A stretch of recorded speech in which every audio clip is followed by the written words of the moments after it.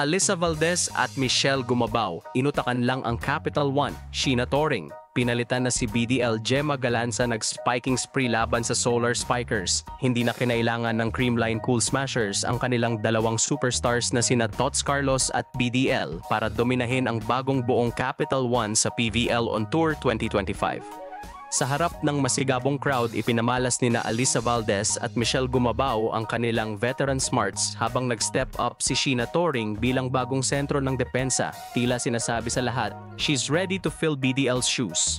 Hindi na pinatagal pa ng CCS ang simula. Sa score na 25-10 sa set 1, tila sinabuyan ng yelo ang mainit na inaasahang debut ng Capital One. Mula sa smart drop ball ni Alyssa hanggang sa back-to-back aces ni Sheena Torring, umangat agad ang creamline sa bawat aspeto. Mistulang naka-free pass ang mga atake ni Valdez, Galanza at MG sa depensa ng Capital One. Wala rin sa ritmo sina Genesis at Estrella habang si Iris Tolenada ay hirap na hirap i-set up ang opensa dahil sa poor first ball. Sa ikalawang set, nagbigay ng playing time si Coach Sherwin Meneses kina Mafe at Lori.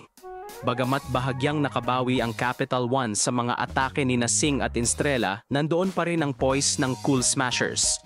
Gumamit si MG ng pamatay na smart drop balls at sinelyuhan ni Valdez ang set sa isang matalinong off-the-block kill. Si Sheena Torring, consistent sa mga quick plays at depensa sa gitna. Hindi na pinalusot ng Creamline ang oportunidad sa set 3. Panaga at Torring walang kapantay sa gitna. Gemma Galanza nagpasiklab ng 3 sunod-sunod na atake at si Lori na pumasok lang sa second set ang nagtapos ng laban sa kanyang back-to-back hits bago isang error mula kay Galdones ang nagbigay ng match point. Sa final score na 25-10, 25-21, 25-10, kitang-kita kung sino ang mas may composure, chemistry at court intelligence.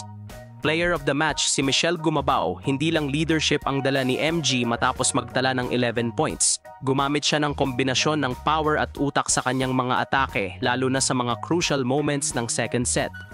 Samantala si Gemma Galanza ang naging top scorer ng laban na may 12 points, sinundan ni Pangs Panaga na naglista ng 10 points, habang si Alyssa Valdez ay nag-ambag ng 9 points sa halos effortless na fashion.